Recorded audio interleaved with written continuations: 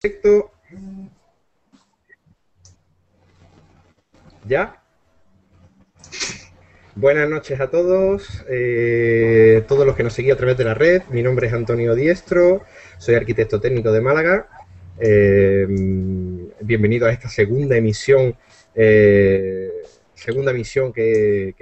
la que estamos de estreno. Estamos estrenando blog, estamos estrenando perfiles en redes sociales. Para que nos podáis seguir en los distintos canales que más os gusten. Bueno, en primer lugar quiero presentar al equipo que formamos TIC AT, en el que estamos Diego Bidoni, que está al lado mía, también arquitecto técnico de Barcelona, Enrique Lario, desde Paterna, Valencia. Tenemos a Sergio Pena, que de Extremadura, pero hoy en Madrid, el APA, también arquitecto técnico, Paco Segovia, desde Alicante. Tenemos también a Xavi Sánchez, Xavi Tron, desde Barcelona. Buenas noches. Y nuestro invitado para esta noche, Ángel Nájera, también arquitecto técnico y muchísimas cosas más, también desde Alicante. En principio, bueno, excusamos a varios compañeros que no han podido asistir esta noche, como son Manolo Matencio, de Córdoba, Chalo Alonso, de Granada, y José Antonio Arnaiz, de Burgos, que, bueno, no han podido estar hoy con nosotros, pero, bueno, seguro que están viendo la emisión a través de Internet. En principio, bueno, vamos a explicar un poco qué es lo que es TIC-AT, un poco los objetivos y cómo se ha creado este grupo, y le dejo la palabra a Enrique, que va a ser el que un poco va a hacer la introducción de lo que somos. Enrique, hola, muy buenas noches a todos. ¿Qué tal? ¿Cómo estamos? Aquí súper contentos de volver a estar con todos vosotros en esta aventurilla de los vídeos de TICAT.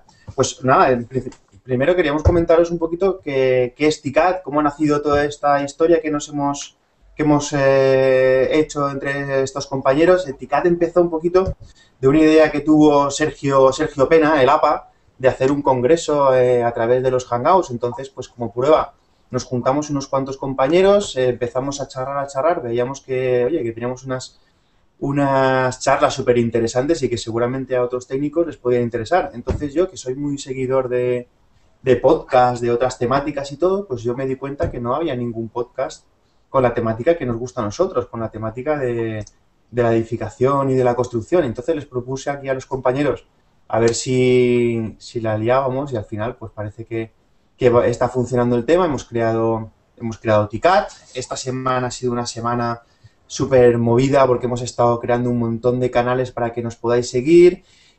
Ahora ya podéis seguirnos en Twitter a través de TICAT-es. Nos podéis seguir en Facebook con la página Grupo TICAT, en Google Plus también como Grupo TICAT, en YouTube como Video TICAT, en fin, todos estos canales para que podamos interactuar, para que podáis ver estos videocasts que estamos montando, y luego también para que podáis descargaros el podcast. Si no podéis verlo en directo, pues podéis descargarlos tanto en iVoox como en iTunes, ¿vale? Para que, bueno, pues paseando al perro, haciendo la compra o yendo al gimnasio, pues podáis tenernos con los temas que más os interesan sobre la edificación. Bueno, para encontrarnos en iVoox y en iTunes, simplemente poniendo podcast de construcción, pues nos vais a encontrar, porque de momento somos el único podcast que habla de este tema, así que estamos por ahí, somos de momento los únicos que estamos metidos. Luego también, si queréis, nos podéis seguir en el blog que hemos abierto para que tener un poquito centralizado todo el tema y que tengamos un punto donde juntarlo todo, digamos, que es ticatblog.wordpress.com, perdón. Y nada, ahí pues podréis ver los resúmenes de los videocasts, podréis ver pues alguna entrada que pondremos anunciando quiénes van a ser los próximos entrevistados, los temas que queremos tratar. También vamos a ir mejorando porque en una semana no nos ha dado tiempo a hacer todo lo que tenemos en mente, que tenemos una lluvia de ideas que es increíble y no hemos podido todavía, pero bueno, habilitaremos alguna página para que podáis proponernos temas, para que nosotros podamos buscar ponentes y poder resolver las dudas de los temas que vosotros mismos nos propongáis, siempre que estén relacionados con el tema de la edificación, la construcción, arquitectos técnicos, arquitectos, en fin, todo lo que tenga relación con este mundillo. Y nada, también podéis enviarnos vuestras propuestas, si queréis, al correo electrónico ticat.at20@gmail.com. Y en principio, pues nada, esperamos que os guste el proyecto que hemos creado, que lo sigáis. Os animo a que os suscribáis a todos los canales que podáis, al de Twitter, al de Facebook, a todo, y que sobre todo participéis con nosotros en directo a través del hashtag AT20, almohadilla AT20, que aquí pues estamos monitorizando ese hashtag para que, aunque no podáis entrar a hablar en directo con nosotros, pues debido a las limitaciones técnicas que tienen los Hangouts, pero sí que vamos a estar atentos a lo que nos digáis por ahí y lo trasladaremos tanto al ponente entrevistado que tengamos como cualquier comentario que queráis hacer sobre cualquier otro tema. Así que nada, creo que queda explicado el tema y si os parece seguimos entrando en materia, que debe ser lo que os apetece de verdad. Vamos a entrar con lo del Project Management, ¿vale? Bueno, en principio vamos a hacer una pequeña introducción. Hoy tenemos dos temas fundamentales. El principio era la certificación PMP, que en nuestro primer videocast hablábamos sobre la dirección, bueno, mejor dicho, para no confundir, la gestión integrada de proyectos, cuyo nombre anglosajón es el Project Management. Asimismo, mostramos en el primer programa que emitimos cuáles eran las asociaciones más importantes a nivel internacional, el Project Management Institute, el PMI, institución que es la que concede la certificación de Project Management profesional.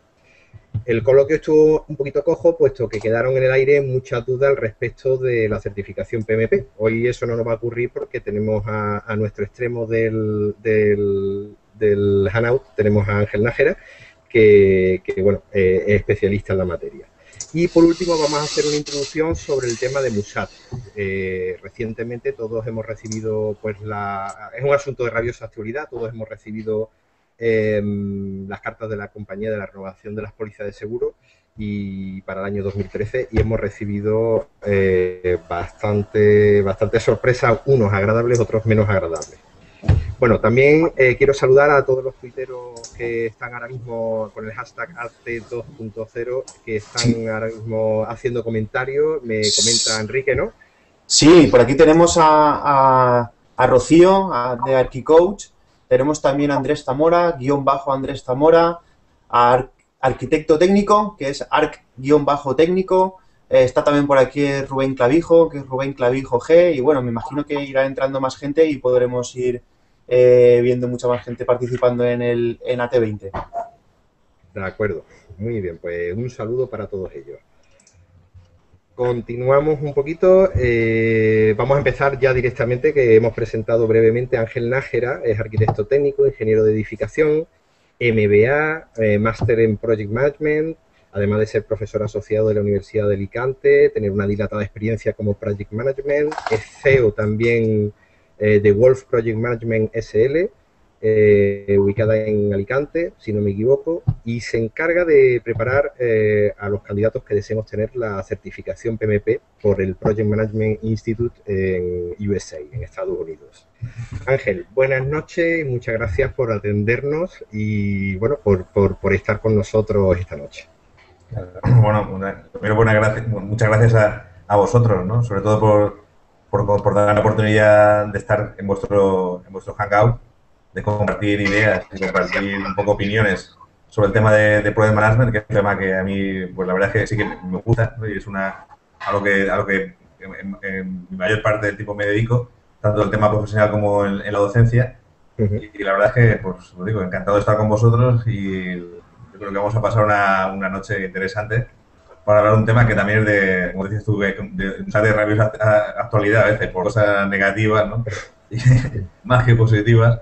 Y el Project Management yo creo que también lo podemos ver de un punto de vista más positivo porque son oportunidades o puertas que se pueden abrir también en nuestra profesión, ¿no? Entonces, a partir de ahí, pues yo creo que podemos empezar como queráis. Pues, bueno, sí, bueno, pues lo primero que nos planteamos, evidentemente, ¿qué es el Project Management? Que lo escuchamos tanto, hemos tenido más de una experiencia pues actuando como dirección de ejecución de obras, siempre hemos tenido algún Project Management, hemos tenido en algunas empresas consultoras que han hecho de Project Management Y nos suena a todo mucho, pero incluso creo que algunos hemos ejercido como project management para distintas propiedades y no lo hemos sabido, ¿no? Indirectamente a lo mejor hemos hecho gestiones o hemos hecho numerosos trabajos independientes o añadidos a la dirección de ejecución de obras y hemos tocado algunos temas sobre el project management, ¿no? Entonces, un poco, ¿qué es el project management para ti?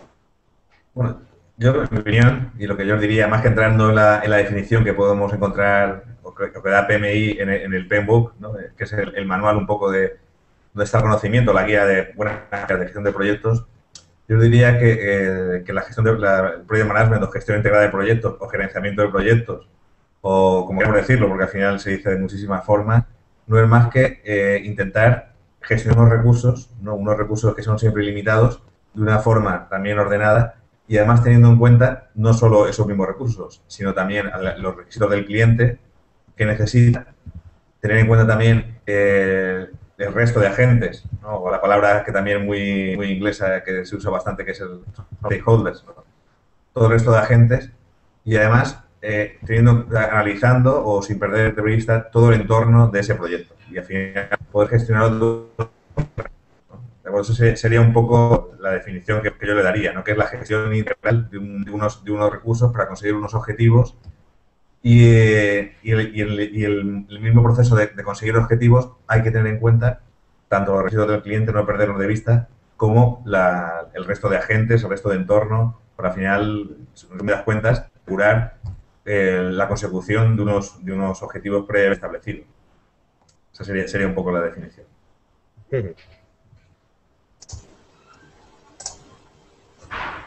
A ver, Diego, te toca. ¿A quién le toca? Diego. No, bueno, bueno Ángel, buenas noches, bienvenido y gracias por acompañarnos esta noche.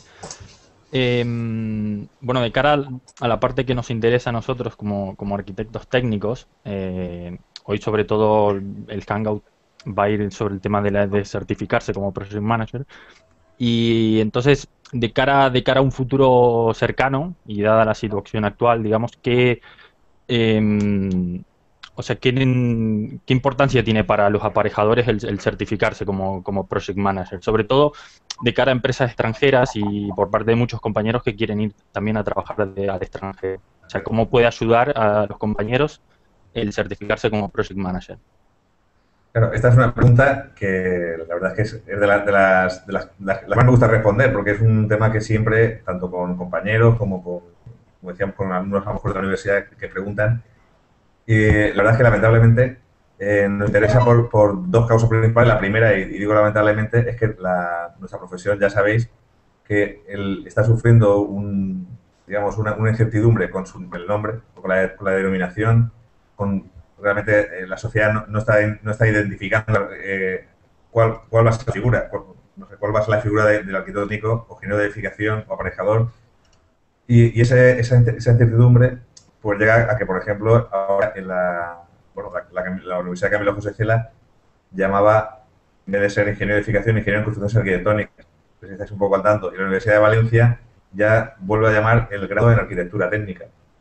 Claro, eso crea unas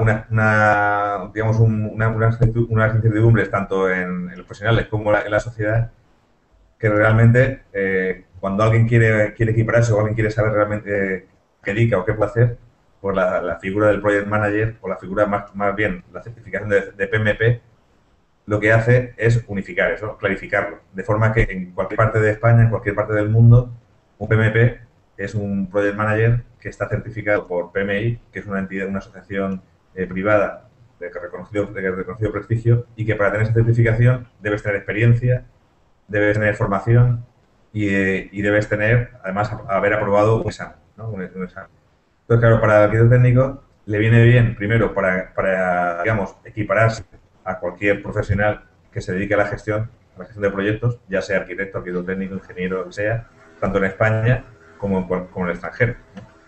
Porque, bueno, fijaros que esa variedad, digamos, de nomenclaturas o de nombres de nuestra profesión, si aquí en España nos parece ya un poco raro, el momento que salimos fuera ya es absolutamente sabe realmente a qué se dedica un arquitecto técnico. A veces es difícil saberlo, ¿no? Pero la figura del PMP sí que sirve para eso, ¿no? Entonces, tiene dos líneas. La primera, que clarifica o por lo menos define qué tipo de trabajo podemos hacer, y además conseguir esa certificación también te permite aumentar tus habilidades, ¿no?, en la gestión de proyectos, porque conoces realmente cómo se puede gestionar un proyecto. Desde el punto de vista práctico y desde el punto de vista de nuestro sector y aquí en España, es una puerta digamos, para poder luchar buscar un trabajo con con los nuevos promotores, que son los bancos, las entidades bancarias.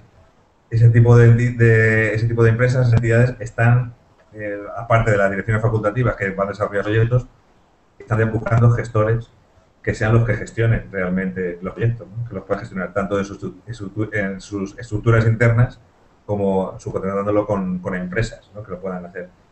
Y ahí pasa lo mismo. Ha habido mucho desconocimiento en qué es el Project Management, qué es el Project Monitoring, ese tipo de cosas. Y el tener una certificación como PMP es un factor diferenciador de cara a buscar o a posicionarse digamos, para ese tipo de trabajo, ¿no? Y no solo dentro del colectivo de arquitectos técnicos, sino ya en el colectivo de mercado, que están arquitectos técnicos, ingenieros de todo tipo. O sea, los gestores no están regulados por la LOE.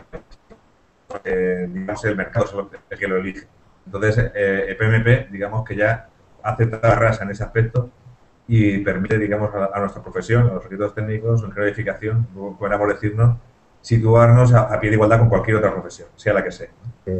Eso sería, digamos, un poco el interés que puede tener para un arquitecto técnico hoy en día tener una certificación internacional digamos, como decíamos, que unifica realmente a todos. Bueno, yo quería hacer una pregunta, Ángel. En cuanto a pertenecer al PMI, ¿qué pasos se deberían seguir a modo esquemático como candidato, ¿no? Si nos puedes explicar. Claro. Bueno, hay dos cosas que a lo mejor pueden ser curiosas, ¿no? Porque un aspecto es pertenecer asociarse a PMI y otro ser PMP, ¿no? Y no tiene por qué coincidir las dos cosas, ¿no? Fijaros, de hecho, actualmente, según las estadísticas de PMI, hay más PMPs que PMIs, ¿no?, que asociados en PMI, ¿no? Y eso, aunque puede resultar un poco extraño, es porque uno puede hacer incluso examinarse como Project Manager Professional, como PMP, y no asociarse a PMI. ¿De acuerdo? O sea, fijaros que es un poco el tema. Y ahora, el paso primero, si me quiero asociar a PMI, es algo muy sencillo. Directamente se entra en la página web, se busca el membership y no sé, sigue unos pasos muy sencillos y en media hora, yo creo que en 10 minutos, un cuarto de hora, uno ya se ha asociado. Directamente pone lo que quiere hacer, dónde se va a asociar, paga y ya está, ¿no? Luego, respecto a eso, se asocia a PMI, que es la central, digamos, de Estados Unidos. Y luego puede, digamos, tener o pertenecer a los capítulos que hay en todo el mundo, ¿no? PMI se estructura con una estructura, digamos, de gestión en Estados Unidos y luego con distintos lo que se llama capítulos, que podríamos decir en cada país como si fuesen delegaciones, ¿no? En España, por ejemplo, hay 3, que es Madrid, Barcelona y Valencia. De Madrid es la más antigua y la que más miembros tiene. Pero uno puede ser de PMI y no hace falta que esté asociado a ningún capítulo. ¿Perdón? Y puede ser PMP y no ser de PMI. Sí, eso es una de las cosas que yo tenía dudas. Si una vez que uno estaba asociado en el PMI a nivel, digamos, en la asociación matriz, en el Project Management Institute, que sería en teoría en Pensilvania, en Estados Unidos, si tienes obligación de estar asociado también en los distintos chapters donde te encuentres. Obligación me refiero, ¿no? ¿O no hay ningún tipo de obligación? Ninguna obligación. Puede estar asociado a 1, a 2 o a 3 o a ninguno. No hay ninguna obligación. Vale. Porque el estar, digamos, el pertenecer al capítulo o al chapter de la zona un poco que cada uno está más cercana a su situación, localización usual, es porque puede acceder, digamos, a unas relaciones o a un conocimiento de gestión de proyectos mayor, ¿no? Una forma, digamos, más cercana de tener información, de acceder, incluso de trabajar con un tema que PMI valora mucho, que es lo que se llama el trabajo voluntario. Pero no entendido como trabajo, digamos, como de un voluntario de una ONG, sino como desarrollar actividades o trabajar para el capítulo de forma digamos que el conocimiento en la gestión de Se proyectos comparta. se comparta más y se crean grupos de trabajo, etcétera, etcétera. ¿Vale? Pero no es necesario. O sea, uno puede estar, y de hecho, como os decía, lo que a lo mejor puede ser más grande es que puede ser PMP y no ser PMI, ¿no? Claro. Hola Ángel, buenas noches. Yo tenía una pregunta que nos hicimos también la semana pasada, que uno de los requisitos para ser asociado del PMI tenías que acreditar un número de horas, creo que eran unas 4.500 horas en gestión de proyectos. ¿Eso cómo se llega a acreditar? ¿A base de currículum o hay algún tipo de auditoría que te controla ese número de horas? Claro. Bueno, primero, claro, lo que os he dicho, para ser asociado al PMI no hace falta nada. ¿De acuerdo? Tú te asocias y ya está, no hace falta nada. El siguiente paso es certificarte en PMP o cualquiera de las certificaciones que tiene PMI, ¿no? También la certificación básica de APM o en Agile o en Program Management. Cada certificación va a tener unos requisitos. Por ejemplo, la de PMP tiene como dos formas de entrar. Una es teniendo, digamos, unos estudios universitarios más 4.500 horas, más el curso de formación específico. Y el otro es siendo, por ejemplo, teniendo educación secundaria, más de 1.500 horas. Claro, lo que se entiende como... Perdona Ángel, no sé, se ha entrecortado. ¿Cuántas horas sería con educación secundaria? 7.500.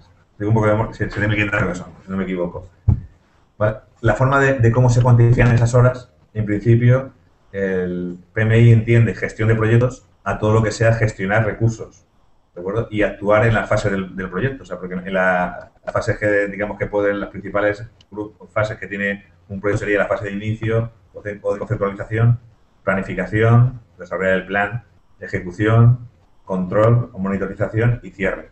Entonces, en nuestra profesión, alguien que haya llevado dirección de obra participa, o jefatura de obra está gestionando proyectos, ¿de acuerdo? Porque gestiona recursos, está planificando tiempo, está planificando trabajos, está gestionando la comunicación, los recursos humanos, puede trabajar en desarrollar estudios de viabilidad, estaría en la fase de conceptualización, puede hacer por venta, puede hacer muchas cosas. Todo ese tipo de cosas se valoran como gestión, como experiencia en gestión. ¿De acuerdo? El PMI lo valora también así. Y la forma de cómo lo hace de una forma ya operativa, pues también es más o menos sencillo, sino que cuando uno está haciendo la aplicación ya para el PMP, tiene que ir metiendo los proyectos en los que ha trabajado.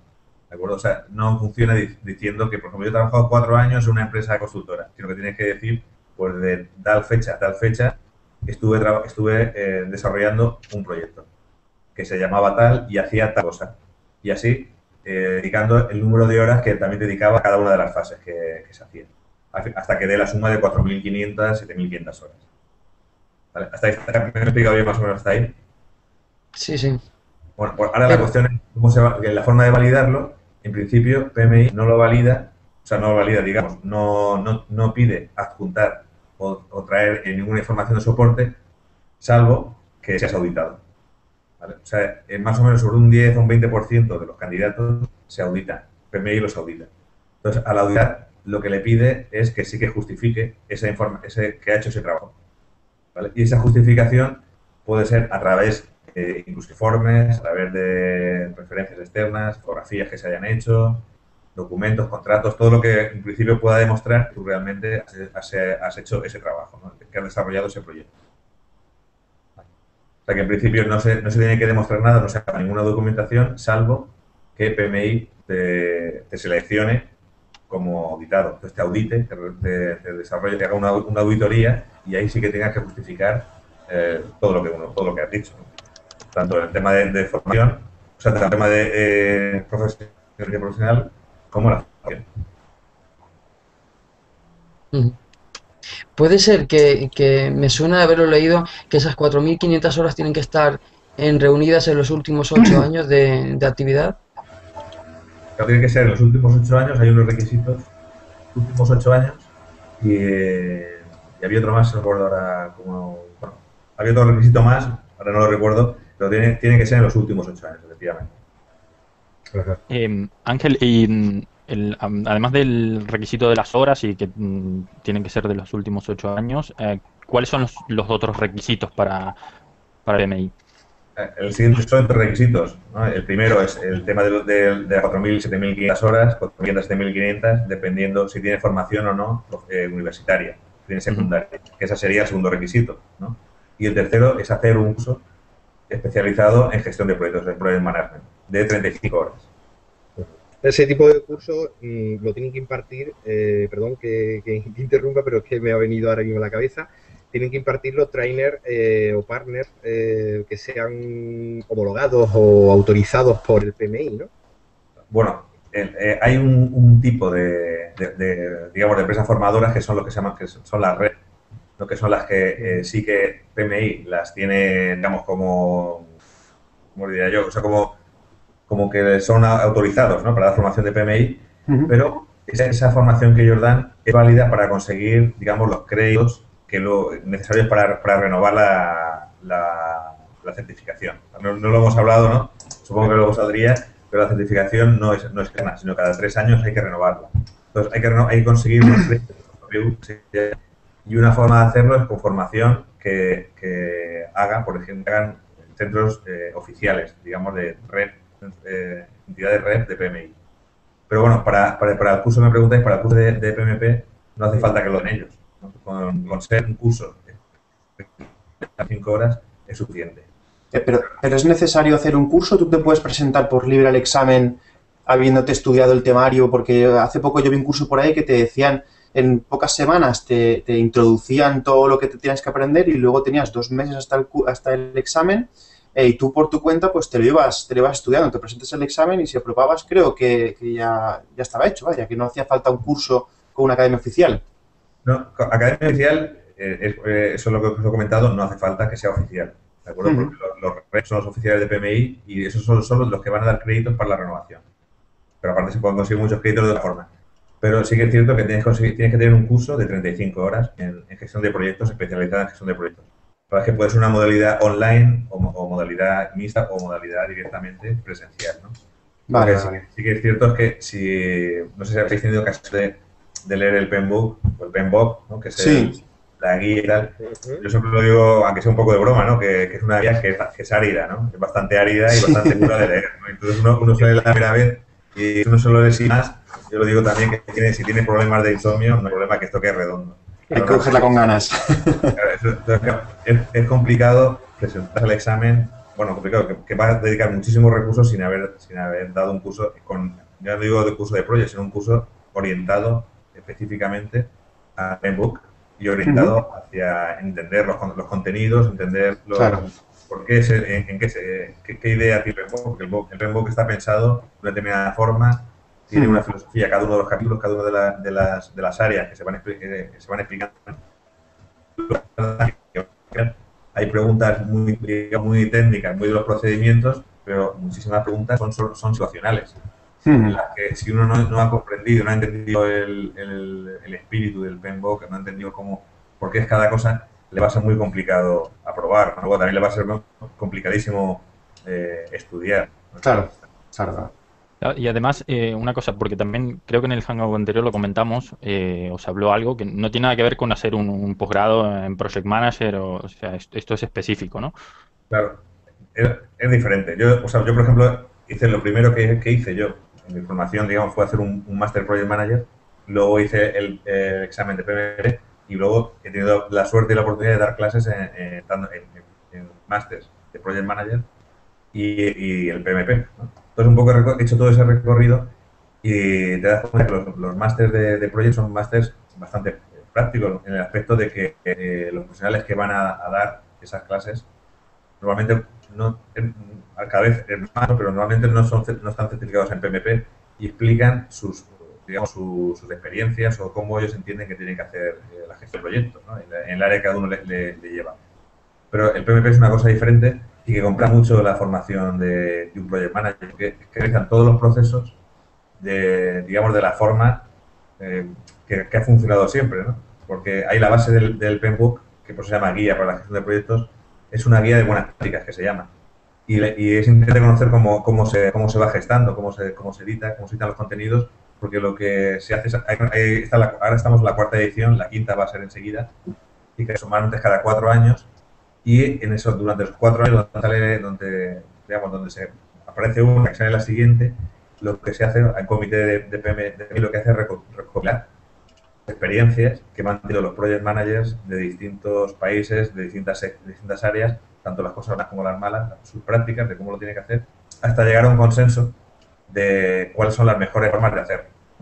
Entonces, claro, es interesante ver, por ejemplo, el área de gestión de riesgos, pues uno puede hacer, o la planificación temporal, por ejemplo, uno puede hacer un GAN, ¿no? Un planning, como uno puede pensar que tiene que hacerlo, pero cuando ve la metodología de PMI, pues se va dando cuenta de que realmente hay que hacerlo siguiendo unos pasos, ¿no? Y que eso es como realmente se tiene que hacer bien. Esas son las buenas prácticas en la gestión de proyectos.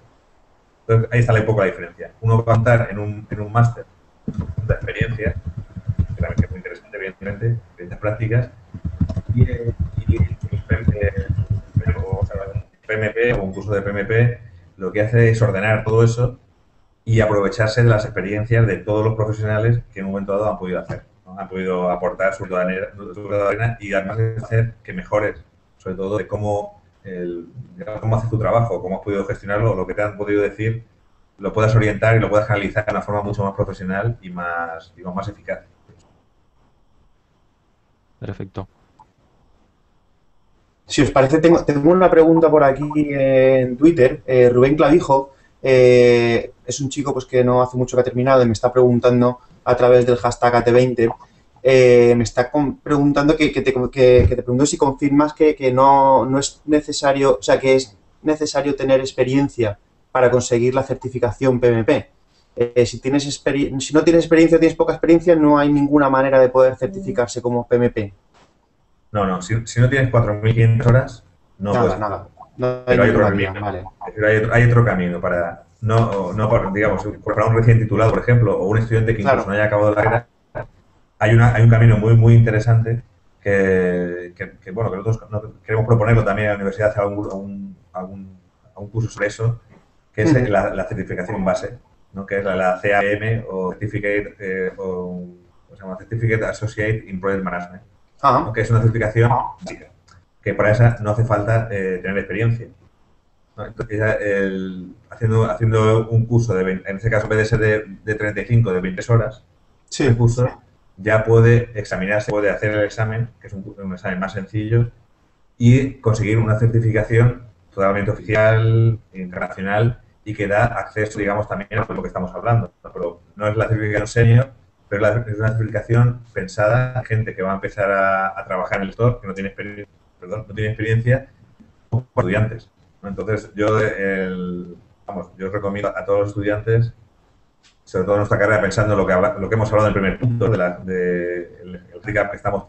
teniendo hoy en día, queramos o no, pues el tener esa certificación va a ser un hecho diferenciador, como mínimo, ponerse al mismo nivel de cualquier profesional.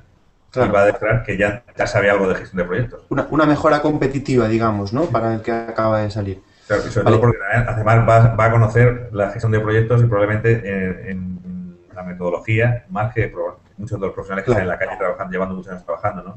Le va a ser interesante. Luego, otra pregunta que me hacen por Twitter, Andrés Zamora me pregunta sobre el examen PMP. ¿Qué preparación? Bueno, ya has comentado que hay que hacer un curso. ¿Qué preparación tiene? ¿Cómo es el examen? Me imagino que se referirá a si es un test, si hay que desarrollar, si hay parte práctica y el precio de la acreditación. Claro, pues el examen del PMP son 200 preguntas tipo test, con multirespuesta con 4 respuestas, ¿vale? Se dan 4 horas para hacer el examen. Entonces, hay que aprobar más o menos para que te des una idea, hay que acertar sobre 130, algo más. Bueno, alrededor la verdad es que esos datos no los da nunca PMI, no se da esos datos, pero alrededor de un 70 o un 80% es las preguntas que hay que aprobar y no descuentan los errores. Entonces, bueno, para preparar el examen, cada consultoría, cada empresa puede pensar cuál es su mejor forma, ¿no? Nosotros la forma que yo pienso que es la mejor, que planteamos en los cursos que yo doy, es básicamente primero explicar muy bien desde un punto de vista conceptual y de de filosofía de qué es cada área de conocimiento, entenderlo muy bien, luego entrar en materia en los procesos, en cómo se gestiona, y cuando uno ya lo ha entendido todo, empezamos a hacer test, a resúmenes, etcétera, etcétera, de forma que al final el examen no sea tanto aprender a hacer test, sino entender muy bien la metodología, entenderlo todo, y luego es mucho más sencillo hacer los exámenes, no más que aprendértelo. Luego no hay que aprender muchas cosas de memoria si has entendido bien Claro. los procedimientos de cada cosa. Correcto. Xavi. Bueno, Uy, ahora se te corta un poco, Ángel. Bueno, retomando, si queréis, le hago yo una pregunta que tenía por aquí en el tintero. Retomando lo del tema del examen, yo hace unas semanas vi como una muestra de en qué consistía el examen, y era un PDF con una página, digamos, de un examen. No sé si sería un examen real o no. Vi que todas las preguntas y respuestas estaban en inglés. Esto es así, ¿verdad? ¿El examen es totalmente en inglés o hay posibilidad de hacerlo en castellano?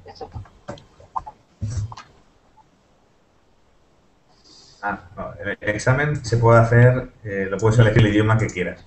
O sea, se puede hacer en castellano, evidentemente, se hace en castellano. Hace años sí que se hacía en inglés con una traducción en castellano, que tardaba mucho, pero no, ahora se puede hacer sin ningún problema en castellano. No hay problema. Perfecto. ¿Quién tiene pregunta ahora? ¿Era Xavi el que le tocaba? Yo tengo una pregunta. Perdón, sí. Antonio o Xavi, no sé. Xavi, perdón.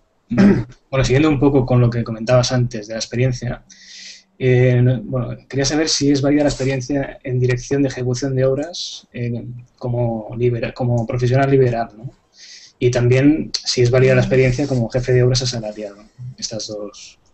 Sí. Yo creo que, como lo he comentado un poquito antes, lo he apuntado, que sí que vale, porque lo que pedir el PMI es en cada uno de los proyectos que uno haya trabajado, qué áreas concretas de gestión la ha hecho. De esos 5 grupos principales, de inicio, conceptualización, imaginaros pues desde realizar estudios de viabilidad, incluso cualquier otro tipo, hasta la planificación, que es desarrollar proyectos, planificar, hacer planes, hacer planning, GANs, control de costes, etcétera. Y luego gestión, también está ejecutar el proyecto, controlar, monitoring. O sea, me refiero que muchas de las labores que se hacen entran en la gestión de proyectos. Y PMI también lo entiende así, ¿de acuerdo? Y si un aliado va a pasar exactamente lo mismo, porque lo que no admite PMI es que se diga, porque, digamos, no valora que uno diga que ha estado 4 años o 3 años trabajando en una empresa, sino que le va a decir qué proyectos ha desarrollado en esa empresa. ¿Qué trabajo ha hecho en esa empresa? Hay que presentar un memorándum o una memoria especificando tal proyecto, he ejecutado tales tareas o tales funciones, desarrollando lo que hayas hecho dentro de la empresa o en el estudio donde has trabajado como director de ejecución de obra, pues visitando la obra semanalmente o cada 2 días en semana, haciendo tales controles, tales checking, ¿no? Sí, se explica, hay que explicar eso en ese proyecto. De todas maneras, eso PMI lo tiene muy estandarizado, ¿no? Lo bueno que también tienen los americanos, ¿no?, es que está todo muy estandarizado. Entonces, a la hora de hacer la aplicación para el examen, pues ahí ya aparece unas casillas donde hay que rellenar pues fechas, las horas, el trabajo que se ha hecho y una breve descripción tanto del proyecto como del trabajo que tú has hecho en ese proyecto. O sea, que no tienes que desarrollar tú un memorándum previo para presentarlo para que te acepten. No. Se va rellenando la propia aplicación y hay que escribir, pero no hay que escribir grandes rollos de cada proyecto, sino es un poco las claves. Esquemático. ¿Qué es el proyecto que quería conseguir? ¿Cuáles son los objetivos? Y qué trabajo hacías en ese proyecto. Vale, correcto. Bueno, con respecto al examen, sí que ha quedado una cosa en el tintero, porque creo que me habían preguntado el costo del examen, ¿no? Sí. Cuánto valía las tasas.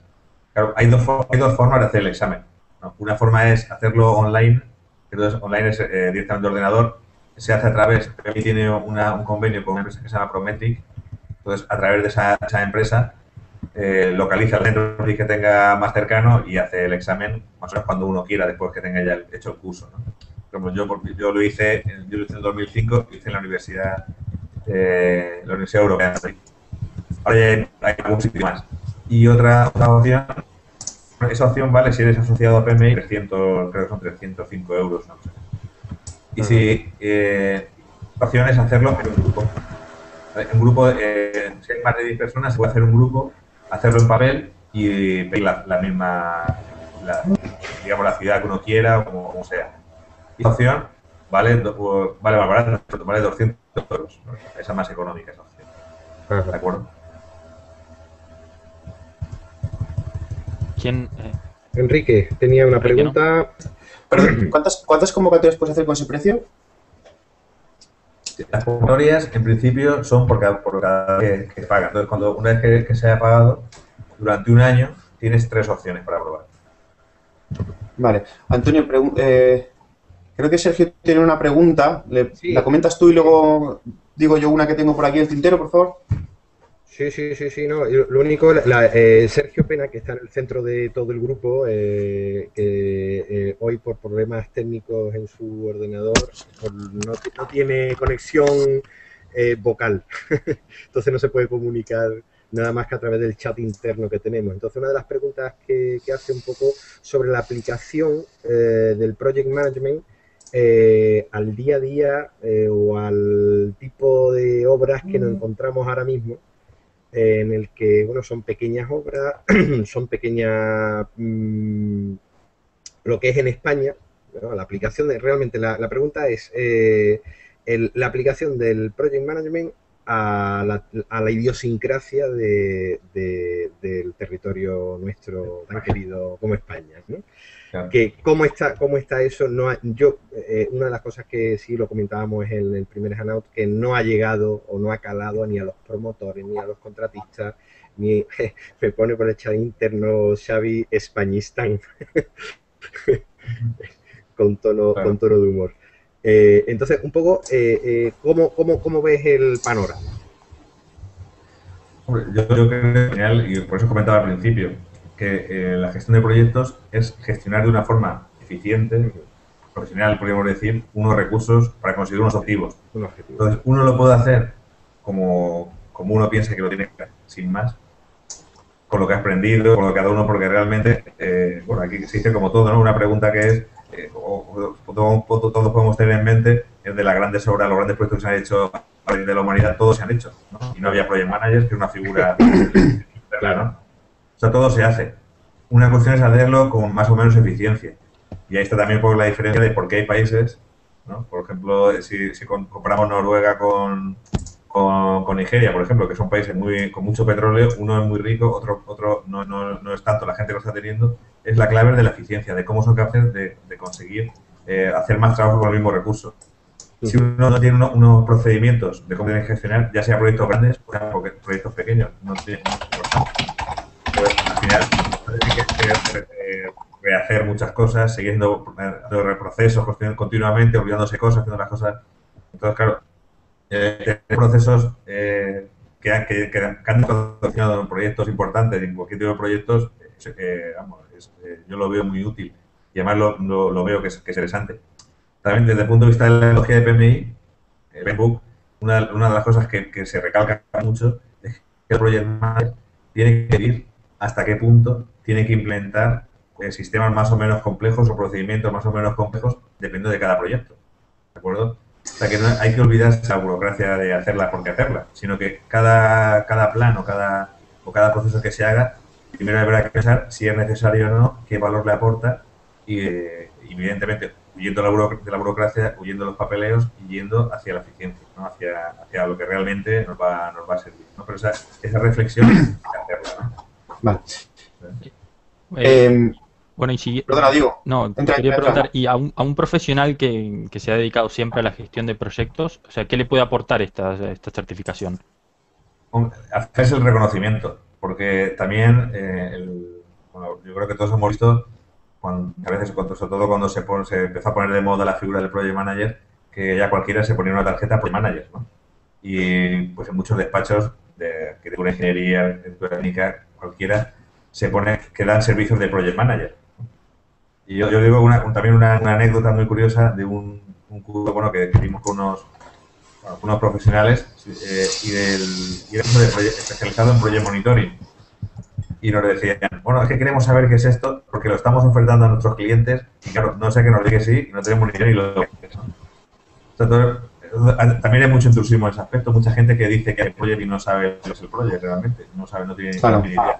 Pero Entonces, el PMP lo que le está diciendo a tu cliente, a la persona que está buscando o a la persona que quiere trabajar, es que tú sabes perfectamente lo que es el proyecto. y la tendencia es que eso se termine en un momento, esto que estabas comentando, de lo que venía sucediendo hasta ahora, o... Hombre, yo creo personalmente, pienso que conforme los clientes o los promotores van sabiendo más, Claro. pues también van a salir más. Porque lo primero, claro, lo primero para saber si uno es un buen proyecto de cara a tu cliente es también qué te va a pedir. Y eso cada vez lo van sabiendo más y cada vez también por las propias personas que va teniendo por los empresarios que puedan contratar o los dueños de los proyectos, como los mismos los mismos proyectos, ¿no? que también va aumentando el conocimiento, ¿no? Entonces la tendencia evidentemente tiene que ir hacia la profesionalización, hacia el que no lo sabe que lo sepa, ¿no? Porque no el mercado lo va a expulsar tarde o temprano. Claro. Vale. Ángel, perdona, te paso un par de preguntas vía Twitter que van por el mismo tema. Comenta Andrés Zamora y Almudena Gancedo que el tema de la responsabilidad civil del Project Manager, ¿cómo están? ¿Los seguros de responsabilidad civil actualmente están preparados para esta nueva figura aquí en España? Claro, ese es un tema interesante. Ahí la cuestión es que lo que hay que tener claro es que la figura del proyecto no es un arquitecto técnico, ni es un arquitecto, ni es un ingeniero de edificación, sino que no puede meterse, digamos, en esa red. Por lo tanto, esos seguros no le van a servir. ¿Me explico? Y ese gestor va a gestionar agentes también, que será el director de ejecución, gestionará el director de obra, depende de lo que sea, ¿no? Por lo tanto, esos seguros mismos no le van a servir. Son en todo caso, seguros distintos. La cosa del project también no es una figura que aparece explícitamente en la LOE, en la que se indique cuáles van a ser sus funciones y sus responsabilidades. Lo que sí que es cierto es que lo que va a ocurrir es que se va a asimilar una cosa u otra, dependiendo del trabajo que haga, ¿vale? O sea que la responsabilidad que va a tener el project manager va a depender del trabajo que se le contrate y, más importante, del trabajo que realmente luego efectúe en el proyecto, ¿vale? Entonces, de ahí el contrato es muy importante. En el contrato quedarán claras todas esas cosas. Y dependiendo de cuál es esa función, deberá tener un seguro de responsabilidad civil, pero específico para la parte de la gestión que tenga que hacer. O sea, no son los seguros que nos pueden servir como director de ejecución. Vale. Ese trabajo no es el trabajo de project manager. Es responsabilidad contractual, dice Antonio por aquí. Efectivamente, sí, eso es lo que quería decir básicamente, que la responsabilidad creo que no tiene nada que ver con la ley porque no es una figura. La responsabilidad que adquiere la contractual, evidentemente, una responsabilidad. Claro, la verdad es que puede ser que la figura del proyecto al final dependiendo de cómo actuase, si no estuviese bien definido o dependiendo de las funciones que ellos hagan realmente, se podría asimilar a alguna figura en este caso la figura más cercana, por ejemplo, al promotor, ¿no? Dependiendo de cómo sea el contrato del promotor con el project manager, ¿no? Se podría asimilar su responsabilidad. Vale, Enrique. Yo tengo una pregunta que también estuvimos comentando en el hangout que hicimos el otro día, y era que hasta qué punto el project manager tiene que ser conocedor de la materia sobre la que va a organizar el proyecto. Es decir, para ser project manager de una obra de edificación, tienes que ser conocedor de las técnicas de edificación, de cómo es hormigón, en fin, de todo este tipo de cosas, o puede ser cualquier persona que sepa gestionar un proyecto sin necesidad de que sea especialista en la materia. Hombre, de hecho, fijaros, ahí también hay dos tendencias, ¿no? Pero de hecho hay muchos proyectos que se dedican a gestionar, o sea, proyectos que son de una forma completamente diferente al proyecto al que se dedica, ¿no? A poder gestionarlo. En mi opinión, y también las características que define PMI al proyecto, es que debe tener conocimientos más o menos del sector. No tiene que ser un especialista. Porque fijaros que lo que he dicho un poco en relación a lo que hemos dicho, que la figura del project no va a eliminar a ninguna figura LOE. ¿De acuerdo? Va a haber, por ejemplo, si pensamos en un edificio, va a estar el director de obra, el director de ejecución, va a estar el contratista, va a estar todo, van a estar los mismos. y el proyecto lo que va a hacer es asegurar que se cumplan los objetivos de ese proyecto, ¿no? Dependiendo en el área que esté orientada. Y con respecto digamos, la forma digamos, de relacionarse con el resto de agentes, con el director de ejecución, por ejemplo, al final lo que le va a pedir es, digamos, asegurarse que haga bien el trabajo, ¿no? Que cumpla todo lo que tiene que hacer y lo vaya informando, ¿no? Lo que tiene que hacer. Evidentemente, si no sabe nada de construcción, no sabe nada de obras, no sabe nada, le va a costar mucho porque a veces no va a ser capaz de identificar de una forma rápida si algo está bien o va mal, evidentemente porque sepa del sector. O sea que un panadero no puede ser, vaya. No, es que Pero no salió, fue una coña que salió la semana pasada. Sí, bueno, pero yo tampoco diría que no rápidamente, ¿no? Porque si uno sabe gestionar muy bien un proyecto, de panadería, por ejemplo, lo sabe gestionar perfectamente, ¿Sí? al final el conocer cómo gestionar, digamos, un edificio en este caso, le costaría más tiempo, ¿no? Pero al final sabría que, por ejemplo, una cosa muy importante es la gestión de los agentes. Saber identificarlos, cuáles son los agentes que van a participar aquí y organizarlos, identificar funciones, qué tiene que hacer cada uno y esa tarea, digamos, hacerla con ellos para que ellos mismos colaboren y si el equipo que está alrededor está por la labor de poner muchas trabas, podría hacerlo. ¿De acuerdo? Claro. Y además, el otro día también se hablaba, siguiendo con esto, es que realmente no viene a reemplazar a nadie, ¿no? O sea, es que había muchas preguntas al respecto. No, eso yo no viene a reemplazar a nadie. Claro. Porque lo que sí que es cierto, y eso ha ocurrido, yo he tenido esa experiencia profesional también, es que el promotor te contrata como dirección de ejecución o director de obra y también quiere el project manager porque se ahorra un dinero, ¿no? Y entonces le hace las cosas. Eso, mi experiencia es que cuando son proyectos más o menos pequeños, son una cosa un poco casi familiar, digamos, porque luego al final hay un conflicto de intereses, ¿no? Por lo que decíamos, si al final el project manager tiene que gestionar recursos y uno de esos recursos es el director de ejecución, por ejemplo, y tú eres el director de ejecución, las decisiones que tiene que tomar uno y otro a veces no son las mismas, o uno no se puede apretar a sí mismo para que haga una cosa. Creo que eso no cuadra, ¿no? Entonces, puede funcionar en proyectos pequeños en los que todo el mundo se conozca muy bien y no sea un proyecto muy complejo. Pero en cualquier otra situación, el proyecto tiene que ser una figura distinta completamente al director de ejecución o director de obra. Y no sustituye a nadie, evidentemente. Es que sí que apoya al promotor o en todo caso sustituye a los órganos de gestión del promotor en lo relativo al proyecto. Vale, que eso era una cosa que también se había preguntado, si podía asumir las dos cosas, ¿no? Sí, la compatibilidad con el DEO nos está diciendo Miquel Kim nos preguntaba justamente eso. Claro, es que es una pregunta que es normal porque es que es habitual o ha sido habitual, ahora menos, ¿no? Porque hay menos, pero ha sido habitual que directamente el director de ejecución o jefe se encargue de hacer muchas labores de proyecto. Y ahí crea un conflicto de intereses que puede ser perjudicial para el profesional. ¿De acuerdo? Porque entonces tiene que tomar decisiones que a lo mejor le perjudican como director de ejecución por cumplir objetivos de plazo, por ejemplo. Y eso va a ser malo también para el proyecto, porque a lo mejor la calidad del proyecto, los problemas que pueden surgir después, no están, digamos, no surgen porque el director de ejecución no ha hecho sus funciones, ¿no?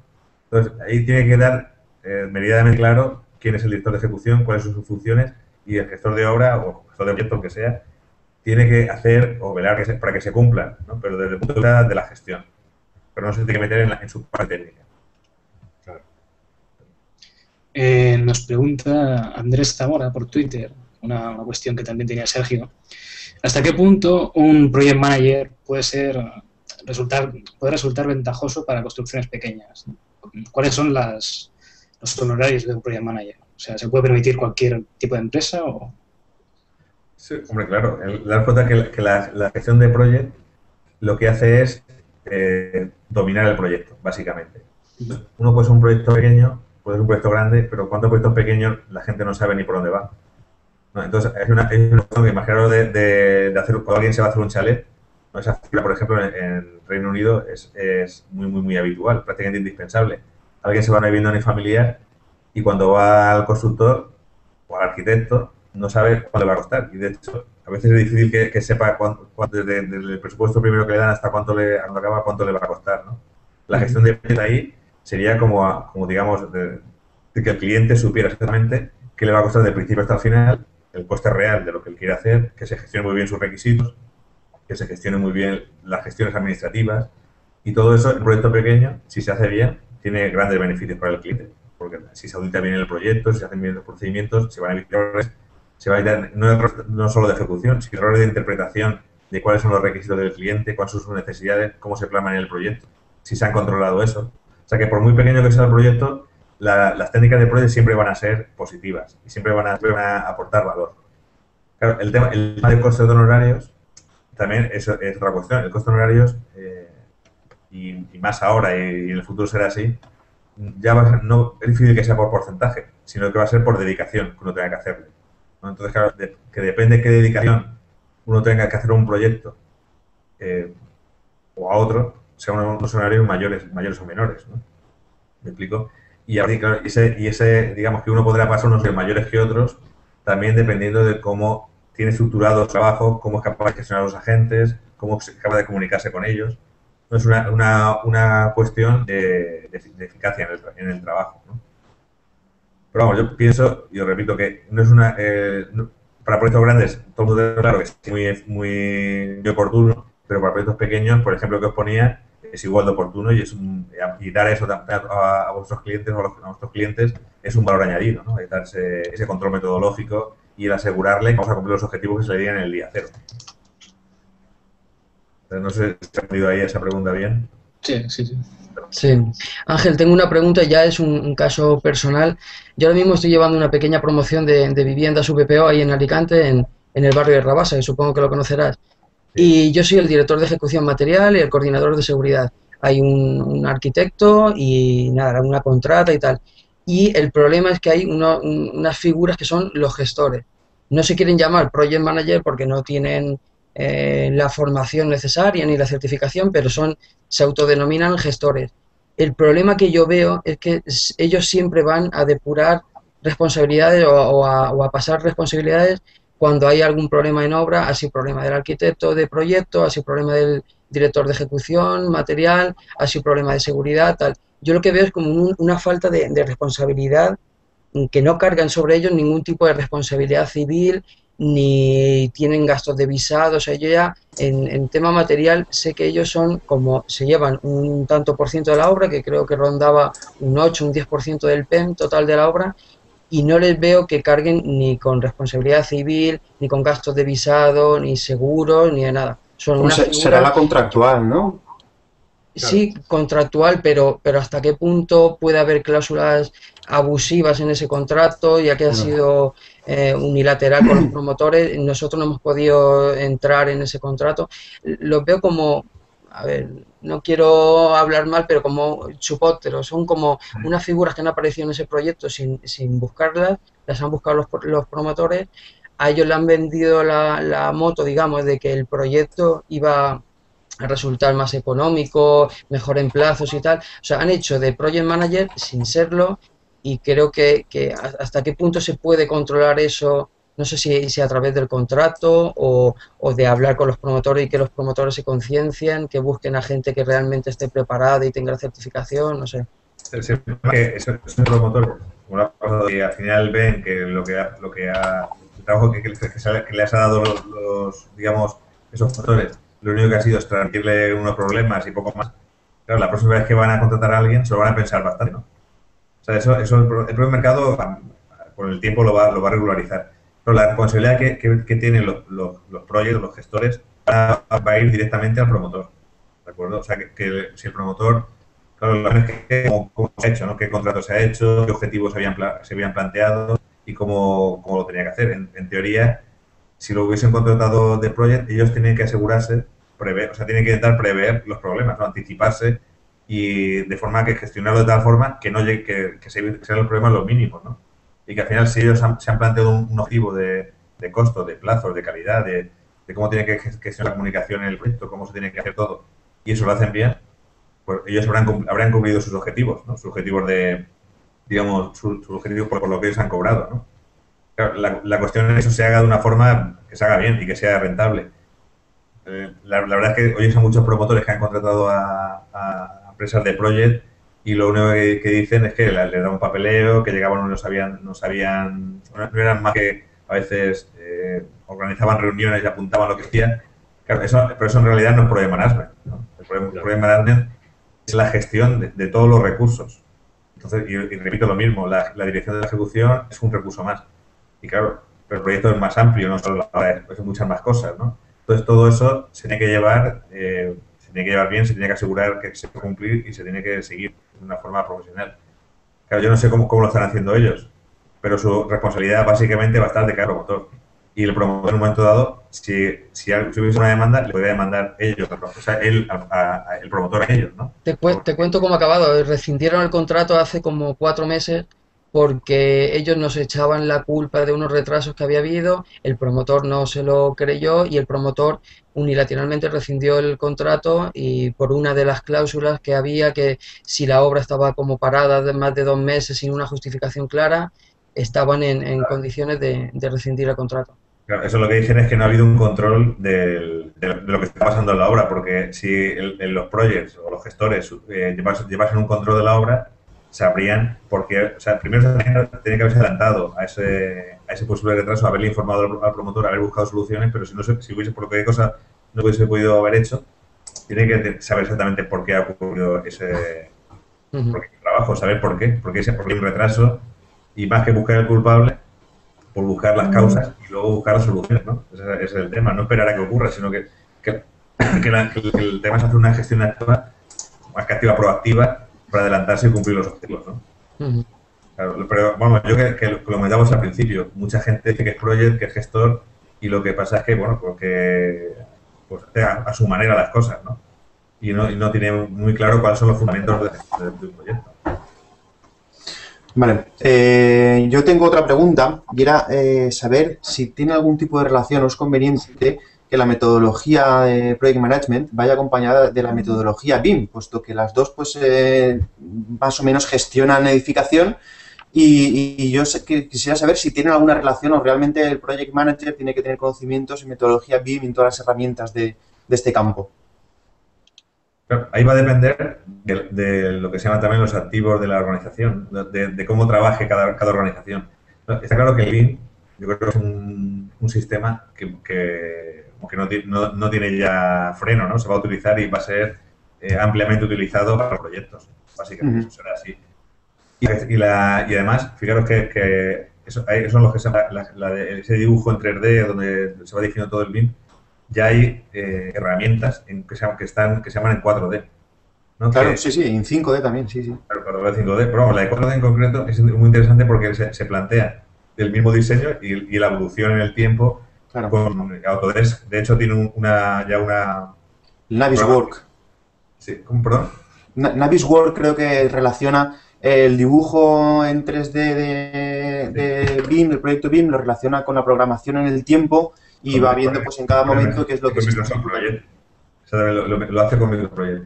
Pero Sí, claro, también. eso ya, fijaros, ya Leymar te está diciendo la relación que tiene. Evidentemente es una gestión más moderna y adaptarse a los tiempos y adaptarse a lo que va a ocurrir. Pero los proyectos se van a conformar también los despachos de que buscan más los programas de tipo BIM, van a aplicarlos y además ayuda mucho a la gestión, ¿no? Porque lo repito, la gestión de costos es una gestión, ¿no? Por ejemplo, cómo se hace una certificación, la gestión de plazos, todo eso es project management. Por lo tanto, ese tipo de herramientas van a estar integradas, cada vez van a estar más y van a ser parte de la gestión. Eso yo creo que es inevitable. Claro, perfecto. Bien, una cosilla también interesante, me gustaría saber tu opinión si crees que sería beneficioso para el...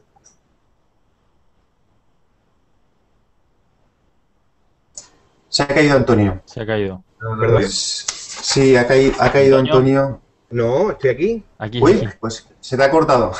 Perdón, repito, no, que quería saber la opinión de Ángel al respecto de bueno, cómo puede ver cómo ve si en un futuro pudiese estar considerado como agente del sector dentro de bueno, la modificación de la Ley de Ordenación de la Edificación, si se incorporara ya sea como empresa consultora o como freelander o como profesional libre al Project Management. ¿Sería beneficioso para el sector y no beneficioso para el project management o a la inversa? Un poco, ¿cómo lo vería?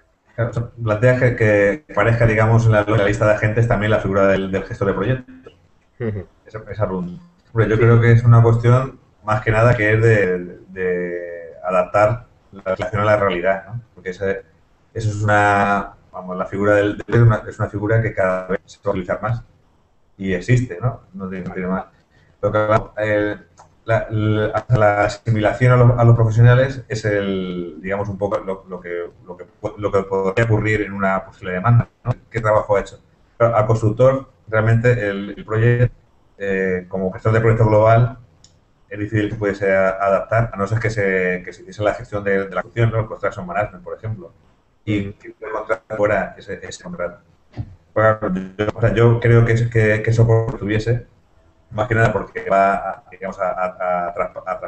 transponer la realidad que tenemos, y también se pueden definir ya más las responsabilidades, ¿no? Eso que también hemos ido comentando, de no tiene una responsabilidad, qué responsabilidad tiene, a qué punto. Bueno, pues quizá ahí sería un buen momento para ponerla, ¿no? Y también eso generaría más seguridad al proyecto a la hora también de qué seguros debe tener, ¿no? Para saber qué responsabilidades tiene que acometer, y también el promotor tendría también más claro en qué le puede ayudar ese project manager y qué le puede exigir.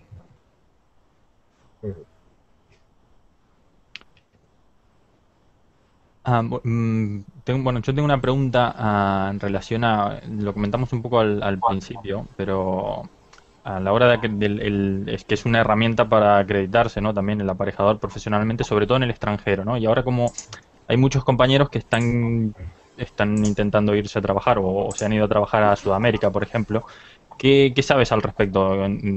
¿Qué se habla en Sudamérica sobre todo esto? ¿Existe esta figura? La figura del project, pues a lo mejor igual que aquí, sin que se llame tanto como, o sea, sí que termine así, existe, y de hecho comentábamos, bastante influencia de Estados Unidos, ¿no? De los países.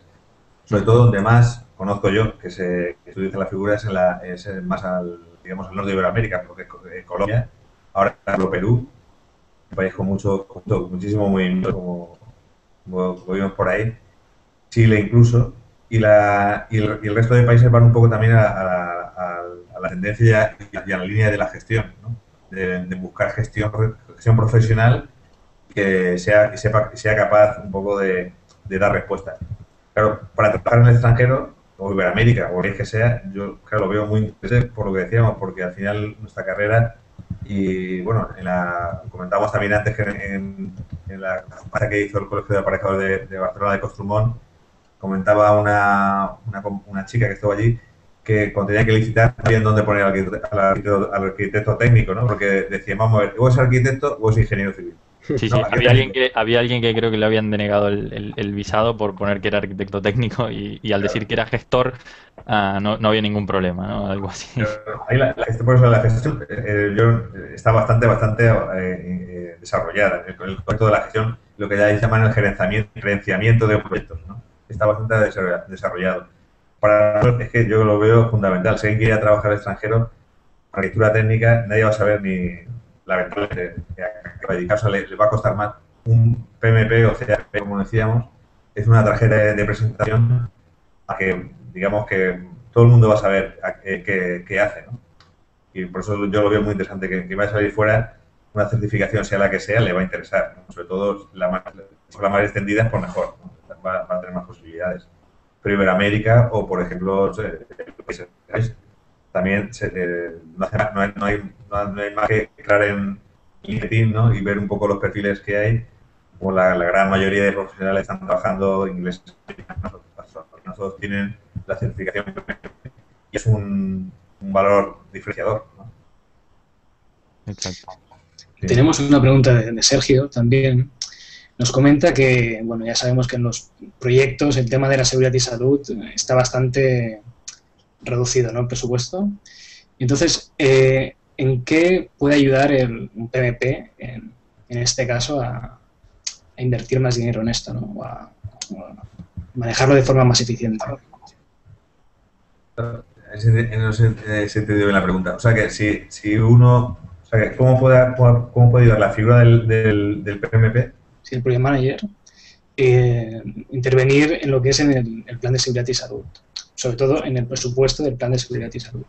Vale, bueno, ahí lo que va a intervenir y debe hacer es la integración con el resto de lo que más va a trabajar en principio cuando se hace es la integración con el resto del proyecto, ¿no? De forma que el proyecto de seguridad haga, vamos, lo más coordinado posible con el resto de producción, o sea, que no sea como una forma independiente. Que no se haga el proyecto arquitectónico, digamos, y luego se haga el proyecto de seguridad sin tener en cuenta, digamos, los condicionantes, ¿no? Que todo eso se haga de una forma coordinada e integrada. Entonces, el mero hecho de integrarlo va, sin duda, en muchos casos, a reducir costos porque las decisiones que se tomarán estarán bien en esa línea, ¿no? Entiendo que hay, aparte que la propia gestión de ese proyecto, la propia gestión de cómo se hace, si aplica de comunicación, pues va a hacer que sea más eficiente también en la propia. Perdóname, esto último se ha escuchado un poco entrecortado. Sí, tenemos un poquito de problemas de conexión. A ver si ahora repite, Ángel. ¿Sí? ¿Se ha caído? No, ¿Ángel? ¿Ángel ha caído? No. no, quizás no nos oyes. Levanta la mano si no nos oyes. No oigo nada. Ah, Ahora. No, pero no he oído. El huracán de Ahora USA. Va con retraso esto, sí. Vale. sí, va con retraso. No, es que se nos ha cortado un poquito tu respuesta, Ángel. Y Si la podía repetir el final. No se ha entendido bien, sí. Bueno, lo que comentábamos, lo que os he comentado, que lo que he entendido de la pregunta más o menos es de que, claro, que la gran ventaja, o digamos, lo que pueda aportar un secreto de la seguridad. ¿Se oye? ¿Sigue? Sí. Bueno, pues sería la integración, digamos, la integración de cómo asegurar que el proyecto arquitectónico, integre también los conceptos de seguridad, ¿no? Y entonces, digamos que se trabaje de esa forma, ¿no? Y evitar que se haga el proyecto arquitectónico, el proyecto de ingeniería, y que luego, una vez que esté acabado, se haga el proyecto de seguridad, sino que todo eso trabaje de una forma integrada con una visión global.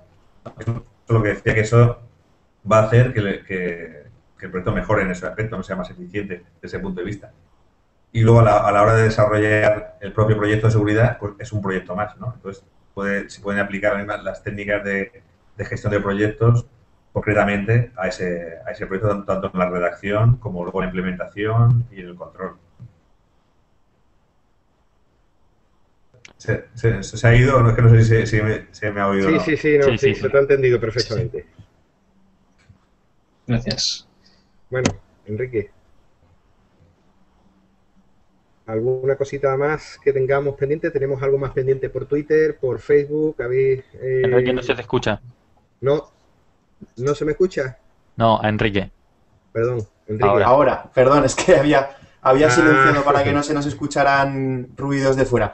Vamos a ver, ¿no? Estaba comentando que por Twitter no tenemos ahora mismo ninguna otra consulta. Por Facebook no lo estoy mirando, pero vamos, en principio por ahí no nos entra nada en directo y nada, en principio no sé que alguno de vosotros tengáis alguna otra consulta que hacerle, porque vamos, hemos exprimido a Ángel y yo creo que no nos hemos dejado en principio nada en el tintero. De todas maneras, si hubiera algún compañero que después que no haya podido entrar en directo y que escuche el podcast, pues que vamos a abrir un tema de debate en la página de Facebook para que pueda participar, y también dentro del post que haremos en el blog, pues entonces ahí también en los comentarios pues podrá plantear preguntas que nosotros pues no sé cómo nos lo podremos organizar con Ángel para que si no las sabemos responder nosotros, que nos la responda él, que sería lo suyo, porque nosotros en realidad sobre Project Management pues no estamos muy enterados, pero que animo a todo el mundo que escuche el podcast y que se quede con alguna duda pues que nos la plantee por alguno de los dos medios y ya se la intentaremos hacer llegar a Ángel de alguna manera. Antonio, ¿despides tú a Ángel? Sí. Aunque si quiere que se puede quedar. Efectivamente, claro que se puede quedar, por supuesto. Además, agradecerle en nombre de todos, de todo el equipo, en nombre de Sergio, del APA, que está ahí, el pobre silenciado, que no puede hablar, Muchísimas gracias, Ángel, por tu participación. Evidentemente, bueno, pues una de las cosas que no hemos dicho y no hemos hablado, aunque lo hemos pincelado en su presentación, que bueno, que Ángel, todo aquel que quiera en la zona de Levante, evidentemente a los que nos pillan más por la zona de Andalucía o del norte de España y tal, lo tenemos más complicado, pero evidentemente el que quiera prepararse para la certificación de PMP o CAPM, puede contactar con Ángel y a través de su empresa o de su consultoría de Wolf Project Management SL, pues a través de su página web también, que la teníamos colgada, me parece que la información de la empresa de Ángel la hemos colgado en el blog. Puede sí, está todo colgado. Está colgado, pues efectivamente, pues que puede contactar con él y evidentemente, pues los que estamos interesados en el mundo de gestión de proyectos, que hayamos hecho algo a través de la universidad y vemos como un camino, como una alternativa, que ya lo introdujimos. Hoy no hemos entrado un poco a hablar de esa parte de introducción, pero evidentemente es una alternativa a la hora de salir a trabajar, aunque sí lo hemos comentado, creo que lo hemos comentado, a la hora de salir a buscar trabajo en el extranjero, es una alternativa interesante para nuestra profesión, ¿no? Y entonces, pues bueno, en principio, muchísimas gracias, Ángel, por tu participación en nombre de todos en este grupo. Muchas gracias, Ángel. Nada, gracias a vosotros. Y bueno, yo encantado. La verdad es que ha pasado un ratillo muy agradable. Y lo que espero es haberos un poco pues, aclarado las dudas que estaban sobre demandarme sobre PMP, PMI, todo ese tipo de cosas. Y ya sabéis que quedo a vuestra disposición y a la disposición de cualquier otra cuestión, pues de poder ayudarle tanto en resolverlas como para presentar el examen o para cualquier otra cuestión. Y de nuevo os agradezco que hayáis contado conmigo. Y para cualquier otra cosa, podéis también hacerlo, sin problemas. Muy bien. En cualquier caso, quédate por aquí si quieres. No... Vamos a seguir con un tema que vamos a introducir. Te puedes quedar por aquí si quieres. Paco, que creo que te he cortado. Perdón. No, tranquilo. Continúa. No. Sí, me quedo con vosotros también, que es un tema interesante también. Si te interesa el tema que vamos a tratar ahora, porque vamos a meternos con el tema de Musat. Es el segundo tema que teníamos planeado para hoy y vamos, en principio no vamos a profundizar mucho hoy porque no tenemos a ningún experto, nadie de Musat que nos pueda pues aclarar las dudas que nos puedan surgir, pero sí que, vamos, es un tema de actualidad. Esta última semana, pues muchos de los arquitectos técnicos, hemos recibido las cartas de Musat y algunos pues nos hemos llevado alguna sorpresa bastante gorda en cuanto a las primas. Yo me estuve informando un poquito a través del colegio y por lo que me estuvieron comentando allí, parece ser que se ha cambiado el criterio de la valoración de las primas. Antes era unas primas que eran mutuales, en fin, entre todos los técnicos mutualistas, solidarias. Entre todos los técnicos mutualistas, pues pagaban los siniestros de los compañeros. Sin embargo, pues ha habido un cambio, no sé en base a qué, me imagino que habrá habido protestas por algún lado, no sé por dónde, cómo habrá surgido esto. Entonces, pues ahora cada uno se la guisa y se la come. El que tiene un siniestro, pues le suben las primas una barbaridad. Yo he estado esta semana pues informándome a través de las redes y todo eso, y hay algún compañero pues que si le han pasado unas primas de pagar 1.200, 1.500 euros a pagar 5.000, a pagar 11.000, entonces dices, ostras, es que y además no simplemente porque hayas tenido el siniestro, sino en muchos casos porque se ha iniciado un procedimiento en el que tú estás incluido y puede que ni siquiera tengas ninguna culpa ni nada, pero como sabemos que cuando hay un siniestro en algún tipo de edificación, pues lo primero que se hace es meter en el saco a todos. Luego, aunque tú hayas cubierto muy bien, hayas hecho un trabajo estupendo y fantástico, pero hasta que no quede totalmente solucionado este procedimiento, pues Musat va a considerar que tiene que hacer una reserva de dinero por si acaso sales culpable, y aunque no tengas culpa, pues te va a incrementar las cuotas. Y claro, imagínate que te incrementan las cuotas del nivel pues de 5.000 euros al año, 11.000 euros al año, que vamos, que es inviable para la mayoría, y mucho más con el trabajo que tenemos en este momento. No sé si algún otro compañero quiere comentar algo al respecto. Tenemos algún comentario por Twitter, pero si os parece comentar vosotros primero y luego pues introducimos una de las cosas, Enrique, que es fundamental es hacer número. O sea, hacer número de decir, a ver, sin tener trabajo, sin visar y sin hacer nada, básicamente, ¿cuál es el coste que yo voy a tener mensual que afrontar? Entonces, poniendo uno de los ejemplos que decías, que efectivamente algunos que estaban en una baremación de 300.000 euros de póliza de cobertura de responsabilidad civil, pues le han venido cerca de 5.000 euros. Si sumamos también 5.000 euros que se puede pagar financiada, como está haciendo ahora Musat con el Banco de Santander, creo recordar, que lo puede financiar en 12 meses y lo Sí, paga pero te meten unos mensualmente. intereses acojonantes, ¿eh? Te metes unos intereses que supone una cuota de aproximadamente al mes, creo recordar que eran de 500, o sea, de esos 5.900 euros, me parece que eran 500, no, perdón, 5.000 euros, eran 520, 530 euros mensuales. Más ahora, Premat, que también sabemos que es la mutualidad que tenemos de previsión de jubilación, etcétera, también incluimos que también sube y va a subir a unos 200 y pico euros, más la cuota colegial, y sin haber trabajado, sin haber visado nada más, te encuentras con que tienes que afrontar unos pagos mensuales aproximadamente de 800, 900 euros. O sea, ¿eso cómo se lo plantea el colectivo a nivel institucional? ¿Creen que de verdad podemos pagar eso? Eso era una cifra que en la época de bonanza, donde había muchísimo trabajo, pues a lo mejor se podían afrontar, pero ahora, ¿de dónde piensan que vamos a sacar el dinero los técnicos o los arquitectos técnicos? No sé de dónde lo vamos a sacar, porque muchos están en el desempleo, otros no tienen trabajo o a duras penas pueden conseguir para facturar. Estoy hablando de facturar, no de tener un beneficio, estamos hablando de facturar y visar un trabajo, pues, no sé, que pueden tener un entorno de 2.000, 1.500 euros al mes para sobrevivir. Y no de una forma continua durante todo un año, ¿no? Que son altibajos por determinados tipos de trabajo. Entonces, yo no sé qué es lo que se están planteando, pero el día 12 de noviembre en Málaga hay una especie de charla informativa que ha convocado, es que me ha llegado la circular esta misma tarde, del Colegio de Aparejadores de Málaga, y se va a hablar el tema Musat, y a los 2 días otra charla informativa sobre Premat. Y veremos, a ver, ya os contaré y os informaré de cómo ha salido, pero en Málaga yo conozco muchísimos casos de mucha gente que le ha subido un 300% la póliza. Y no saben que entre un 300 y un 400%. Y después, si encima te castiga el trabajar, porque si aparte, eso estamos hablando de prima fija, pero la prima complementaria a muchos le sube un 45%, un 50%, o sea, tienen que pagar un 50% más de la tarifa que te salga por el programita de la fórmula de Musat. Entonces, yo no sé de verdad qué es lo que plantean las instituciones. Las instituciones tienen que saber que sí, que puede haber, en algún momento dado, puede ser más justo para los... O sea, es justo y parece ser justo, de opinión personal, que el que se acaba de colegiar o lleva 5 años en la profesión, pues le va a venir unas tarifas muy bajas, pero se está castigando al que lleva 18, 19, 20 años de profesión y ha tenido un parte, por ejemplo, y en ese parte todavía está pendiente y ahora te aplica un 400% y se queda un parte en 19 años.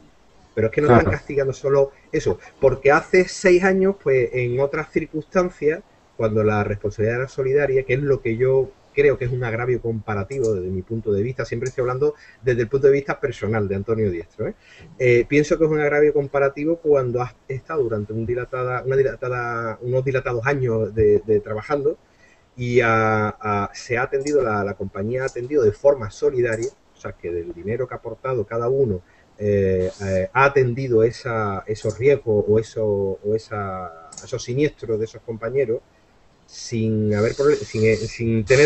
problemas y sin darnos explicaciones, y ahora de repente se personaliza y se individualiza. Entonces yo creo que hay un agravio comparativo entre un periodo previo y el periodo post ese periodo de solidario, ¿no? Entonces creo que hay un agravio comparativo de gente que le ha cubierto sin problema y ahora resulta que ahora te encuentras con esta historia y dices, bueno, pues a lo mejor el proceso no se ha hecho del todo correcto, ¿no? Habría que pedir explicaciones. Es mi opinión particular que quería compartir con vosotros. Claro. No sé cómo lo veis. Sí, además es que últimamente también todos sabemos que haciendo este trabajo, pues oye, algún siniestro pues puede que tengas, y por ejemplo me estaba comentando a través de Twitter José Antonio Ama, que en 10 años solo ha tenido un siniestro, pues le han metido un hachazo por tener un siniestro que además ha sido de diseño. Es decir, que están metiendo en el mismo saco a gente que en 10 años Sí, sí, solo sí. tengas un siniestro y te están metiendo unas primas realmente inasumibles, como estaba diciendo Antonio, que no puedes asumir ese tipo de primas con la cantidad de trabajo que hay ahora y nada. Almudena Gancedo, por ejemplo, nos estaba proponiendo, lo está justificando en que, claro, Musat tiene pérdidas y ganancias como cualquier empresa y la repercuta a sus usuarios, la alta siniestrabilidad o la bajada de Ujú. asegurados. Pero vamos a ver, esto hasta hace poco pues era una mutua y entre todos lo pagamos. Aquí lo que ha pasado es que los que no han tenido siniestros de momento pues han conseguido que los que sí que tienen algún siniestro la paguen, pero es que aquí quien más y quien menos siempre alguna pequeña cosita tiene. Yo, por ejemplo, ahora a mí me han duplicado la cuota porque del año 2006 o así, pues tuve un siniestro, el que no ha salido ningún culpable ni nada, no he tenido que pagar ni un dinero ni nada, lleva cerrado desde el 2008, pero todavía no sé qué tema tendrán abierto por ahí con el juzgado o lo que sea, y a mí me han repercutido un 100% de la cuota y tengo que pagar el doble, que en fin, yo ya lo he recurrido a Musat y he hablado con ellos, y como no me lo quiten, pues seguramente me cambiaré de seguro, porque no puedo asumir el duplicar El las doble. cuotas. Entonces, claro, es que es el doble, es una Sí, cantidad además que no se puede. hubo muchos comentarios al respecto también en el grupo de Twitter, que seguramente en el Hangout que viene saldrán muchas cosas sobre eso Sí, también, ¿no? Ángel, querías hacer alguna puntualización, ¿no? Sí, más que nada algunas cosas que sí creo que es interesante conocerlas, ¿no? Y luego cada uno hará su opinión. Sí. Sí que es cierto, por ejemplo, lo de Musat, esas decisiones que toma Musat, hay que saber que el Consejo de Musat está compuesto por los presidentes de los colegios de aparejadores de cada ciudad, ¿no? Ese. Entonces, claro, a veces decimos, ¿cómo es posible que esa decisión se haya tomado con aparejadores? Pero son los presidentes los que lo toman. Por lo Sí, sí. tanto, los representantes de todos los aparejadores. Y sí, luego, claro, el tema de lo que creo que crea mucha confusión, por decirlo así, entre el colectivo es el cambio de criterio. Cada año están cambiando el criterio para que cada año se pague más, ¿no? De hecho, este último cambio de año ha sido un cambio, como decíamos, de en vez de ser colectivo, personalizarlo a cada uno, pero es que también antes también se personaliza, pero se tomaban solo los 3 últimos años. claro. Estos últimos años, ¿qué está pasando? Que la gente está dejando de visar, por lo tanto está teniendo también menos recursos, menos visados, menos tal, y estaba bajando también por la recaudación. ¿Qué solución se ha hecho? Pues directamente tomar toda la vida profesional del asegurado. Entonces, claro, son cambios de criterio tan sumamente radicales de un año para otro que son difíciles de entender. Creo que lo tenemos que... Bueno, es muy complicado. Pero además plantean una indefensión total colegial, entiendo yo, porque Claro, no tienes más narices, que es una indefensión, no sé. claro, Es porque el como cambio de seguro, fijaros, el cambio de seguro, os voy a contar un caso, que el cambio de seguro, como por ejemplo aquí en Alicante y en Cataluña, se estaba cambiando mucho con Zurich, una compañía que está dando un seguro muy interesante. Pero, y mucha gente estaba cambiando ahora. Pero ¿qué es lo que ha pasado? Que al volver, digamos, recalcular los índices de siniestrabilidad de cada colegiado con los nuevos criterios del colegio, con los nuevos criterios de Musar, lo que ha conseguido es que han subido muchísimo. Entonces, claro, lo que antes uno podía entrar en el nivel bajo, que eran 800 euros, por ejemplo, después de la revisión de Musar, a lo mejor ya pasa a pagar 4.000 directamente con la propia compañía de Zurich. ¿De acuerdo? Es que esto ha sido un cambio que ha afectado tanto a los propios de Premat, perdón, pero también a los que se quieren cambiar, porque al subir la estabilidad le van a hacer pagar mucho más a la hora. Y puede que eso haga inviable también el cambio. Claro, Mira, Supongo, perdonad, Eso crea mucho debate. yo estoy intentando también ponerme en contacto con Antonio Morata, que es el presidente del Colegio de Aparejadores de aquí de Alicante, a ver Sí, sí, si poder invitarlo para la semana que viene o la siguiente para hablar del tema, porque es como decía Ángel, es nuestro representante en el consejo este de Musat, de todos los colegios, por ver la otra opinión también, porque estamos aquí 8 o 9 técnicos, en Twitter también está ardiendo, en Facebook, pero queríamos también invitar al otro lado, digamos, a los malos, entre comillas, para que puedan defenderse, para ver si pueden defenderse o no pueden Hombre, defenderse. Paco, Perdona, aprovecho para hacerte una pregunta, Ángel. Nos comenta Andrés Zamora vía Twitter que qué piensas sobre la denominación del título, sobre los procedimientos que hay abiertos en la Universidad de Alicante, si tú sabes algo, ya que eres profesor en no sé si profesor titular o asociado en la Universidad de Alicante. ¿Cómo está el tema de la denominación de nuestro título? ¿Sabes Tengo algo? un tuitero que ha sido alumno tuyo. Bueno, yo soy asociado. Pero bueno, allí la cuestión es que el título, o sea, estos cambios de denominación, que realmente nadie sabe dónde va a llegar, ¿no? Porque esas noticias que nos llegan a todos, ¿no? De que el Tribunal Supremo dice que no es válido, luego dice pero no pasa nada, luego que ahora cambia, luego que, como comentaba al principio, ¿no? de la noche, que la Camilo José Cela ya llama que el consejero de Construcción Arquitectónica es antes ingeniero de edificación. La Universidad Politécnica de llama grado en arquitectura técnica. Ese tipo de cosas está haciendo muchísimo daño a la profesión y sobre todo también a los alumnos nuevos que quieren matricularse, porque se va a matricular en una carrera y saben ni cómo se llama, ¿no? Ese es el primer problema. ¿Dónde va a llegar? Yo creo que mismo hasta donde veo yo, que veo yo por ahí, realmente nadie sabe dónde va a acabar esto. Y ha quedado también un cierto en relación, porque no se ve una salida clara, ¿no? de este tipo de cosas. Esa es mi opinión. Yo creo que, claro, lo mejor pronto sería que eso se pudiese dar una solución global, rápida y a nivel nacional, para que realmente se supiera cómo íbamos a llegar, ¿no? Por lo menos eso. Entiendo.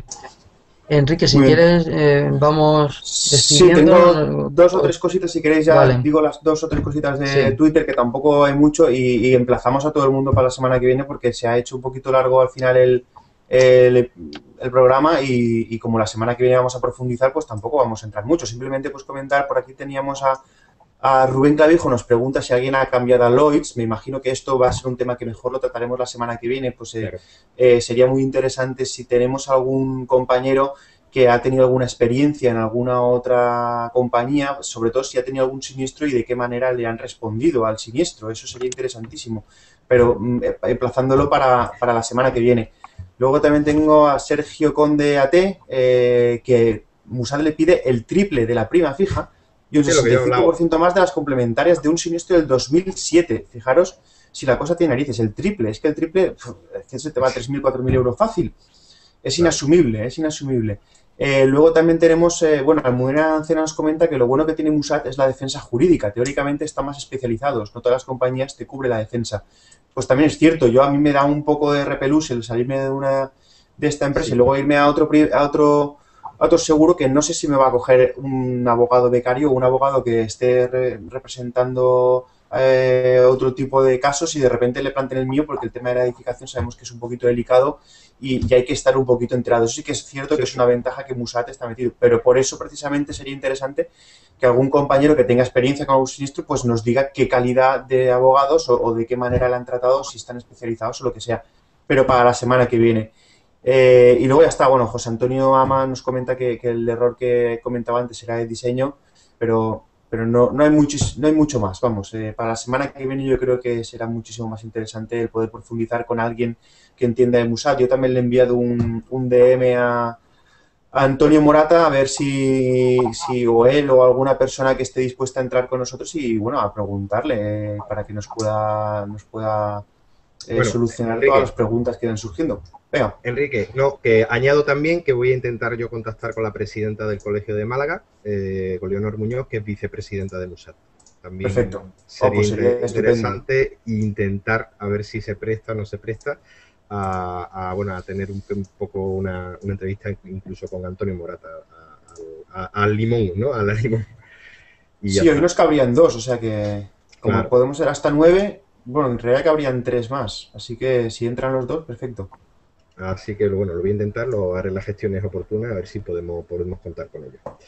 Y pues en principio yo creo que hoy ha dado de sí bastante el programa y prácticamente se nos ha ido volando el tiempo y habrá que dar las gracias, aparte de todos los participantes del grupo, a Ángel por haber seguido aquí con este tema también y a todos los compañeros que están participando a través de Twitter y que nos sigan a través de las distintas redes y que todos los comentarios que quieran poner a través del blog pues también pueden hacer comentarios a través del blog o en Facebook para que bueno, contestemos en la medida de lo posible. Así que, bueno, pues terminamos aquí hoy, cortamos la emisión. Buenas noches y muchas gracias a todos. Buenas noches. Buenas noches. Hasta luego. Hasta luego. Hasta luego.